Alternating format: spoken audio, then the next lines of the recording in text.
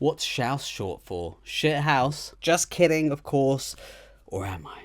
Yes, I really am. I'm sorry. Bad joke. The New Zealand-Australian duo from Melbourne, consisting of Jack Madden and Ed Service, gaining quite a bit of recognition in 2017 with their track Love Tonight, which honestly didn't happen to blow up until years later, which is often the case these days with tracks on the internet. People find them and they blow them up. Look, I'm a huge fan of electronic music, specifically house and minimal, so I've been growing up with it and I still listen to it fondly today. So to me, Shouse, sorry if I pronounced that wrong, feel a bit weird to me, especially this album, Collective Ecstasy. It definitely hits moments of joy, sparking a bit of nostalgia here and there. But then there's lots of moments that left me completely bored or just kind of confused and a bit irritated, if I'm being honest. Often touching on corners of house that are often cheesy or just a bit overdone. And what I'm really talking about here is the vocals. It's very hit and miss for me when it comes to vocals in electronic music. You have times where it completely makes the song. Take for instance Ben Pearce, What I Might Do,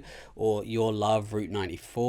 And then you have tracks like Sunrise by Shouse, which turns something that could have been great into some cheesy pop house. The vocals really overshadow the instrumentation, almost like they're fighting for the same space. It's a bit of a catch-22, I think. But in the same breath, you have songs by Shouse that I think really work, like the song I Believe in Love, where the vocals really help carry the tune, which is kind of this nostalgic 90s house track. The vocal breakdowns and the mix are done really well, but there's no balance in the overall album. It all feels a bit messy. For example, the opening track is quite similar, but the vocals just feel really imposing. It has a similar vibe to I Believe in Us, but it feels like it's all over the place. It's the overuse of vocal layers that make the overall album feel frustrating and just a bit annoying. Do something else, give me something slightly more minimal. But guess what, it is those tracks that don't have the huge vocal layers that become more interesting and just work way better. For example, the song Whisper featuring Habits. There's this classic house hi-hat and beat, paired with this lovely bubbly bass and airy synth pads. The vocals are just floating and enhancing all the elements, sounding overall quite cohesive and something I just want to get lost in. And the same could be said for songs like Without You and Into It. Even on the songs that aren't as dancey or heavy, for example, Think I'm Thinking, I think it's called,